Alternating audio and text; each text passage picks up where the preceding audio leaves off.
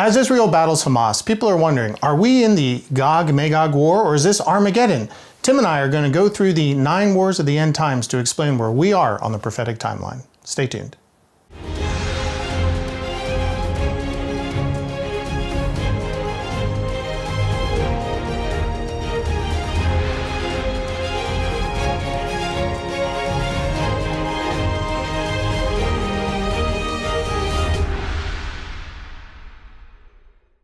Well, Tim, as you see the news each and every day, Israel is responding to Hamas's attacks, and so people are wondering, have we finally reached, and they're writing into the ministry and asking, oh, is this the Gog and Magog war, or is this Armageddon? Have we reached Armageddon? Where does the rapture fit in? So I was hoping we could take Dr. David Reagan's article, which I'm going to put that in the description below, and if you like these videos, please like, subscribe, and share. And what we're going to do is go through the 9 wars of the end times to help you understand where we are in the prophetic timeline. So let me go first here, and I would say that what we're seeing between Israel and Hamas, and probably with Lebanon jumps in, and surely some of the other countries, is we're getting close to what's called the Psalm 83 war. It's a prayer given by the seer Asaph about the future where Israel will eventually have to subdue the neighbors around them, and Israel will grow in size as a nation. That hasn't happened in history. There's been a series of wars since Israel was founded in 1948 where the Psalm 83 war could have fit, but Israel hasn't subdued their neighbors, so we're looking at getting closer to that. Yeah, and I would say even this latest round of violence is a kind of a premonition of what's going to happen in that war, because the immediate neighbors around Israel, so you can imagine terrorist organizations like Hamas, Hezbollah in Lebanon, will foment this hatred, and other nations will seize the opportunity, and their street, if you will, the Arab street, will rise up with its satanically inspired hatred and attack Israel. It will fail.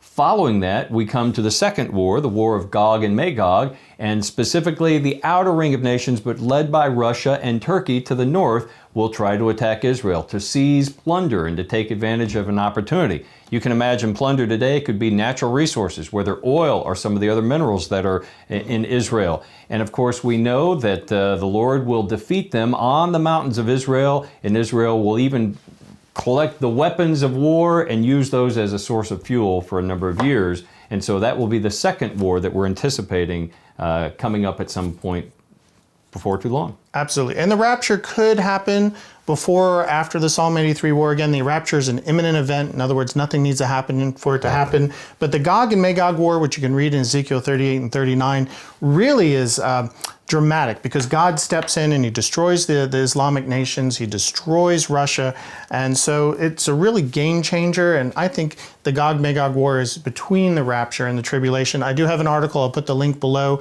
that goes into great detail about trying to go through all the different arguments for the timings of it. But this ministry puts the Gog and Magog war just at the onset or just before the tribulation. So Tim, now we're getting into the tribulation. Well, and I will say this, even as we say we put it there, that's what we expect. But we look through a glass dimly. In other words, these are an outline of the wars in the order that we know that they're going to happen, but the exact timing we don't know. Absolutely. And so we're looking for Jesus Christ. But I agree with Nathan. I think that this war of Gog and Magog is likely to happen after the rapture, when many of the Christian nations have been decimated by Christians leaving with the church, and then Russia seizes an opportunity to take advantage. So we know that Russia and Turkey right now are kind of joined together on Israel's northern border, but they're looking for an opportunity that will likely come after the rapture. Absolutely. Well, that's we're moving then into the tribulation, Revelation 6, and you get to the conventional war of the tribulation. That's when the Antichrist rises to power, and to consolidate his global empire, he will then set off to conquer the world.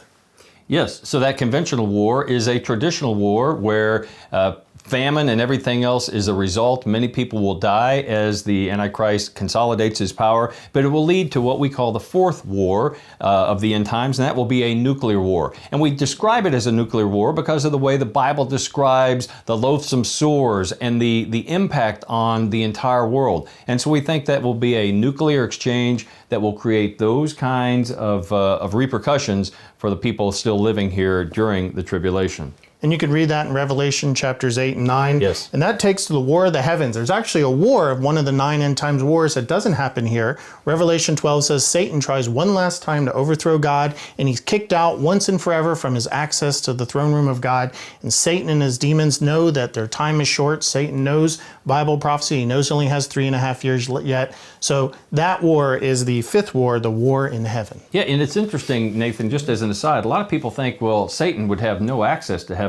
But Scripture describes that in the book of Job, Satan came before God in the heavenly host, and he still comes to accuse us. Now, we can't understand how that works, but we know that when that war in the heavens occurs, Satan will be cast out, and he will be filled with such fury that he will turn his hatred in an even more aggressive manner toward the Jewish people and toward those who have put their faith in Jesus Christ during the tribulation. That will lead to the war against the Jews and the saints described in Revelation 12, the 6th war in this series, again, because of Satan being cast out and being filled with fury. Excellent.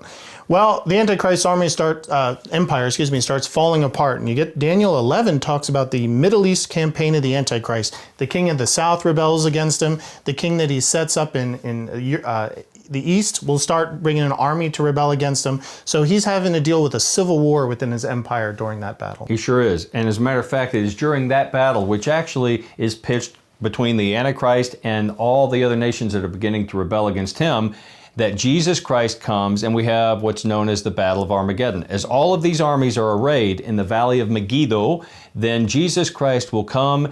He will set foot on the Mount of Olives, and he will speak a word. People think this is going to be a horrific war with a great clash of armies. Really, it's going to be the shortest war in all of history as Jesus utters a word, and all those armies literally rot standing where they are, and the blood fills the valley up to the level of a horse's bridle. So that can be found in Joel chapter 3, Zechariah 14, and of course Revelation 19. And that will usher in then the millennial reign of Jesus Christ. And so for 1,000 years, there's peace and righteousness and justice. Jesus' kingdom, he rules from Jerusalem.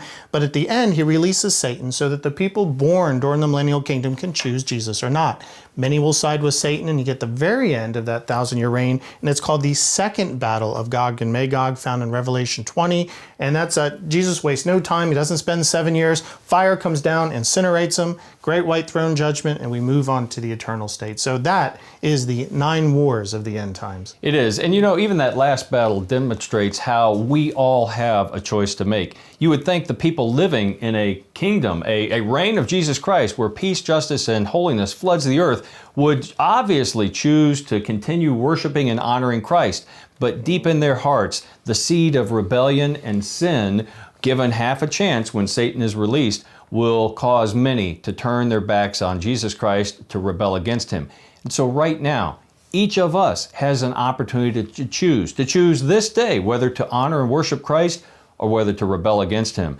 Folks, don't wait to make that choice. And so even as many of you may have a fascination with the wars, the war that rages in our own hearts, Nathan, of sin is the one that we must conquer. And we don't have the ability to do it on our own. Jesus Christ has already won the victory in that particular war, and all we have to do is put our faith in him, and then we too can be victorious. Well said, Tim. Well said. So keep your eyes on Israel. It's God's prophetic time clock. It means that the rapture is coming soon.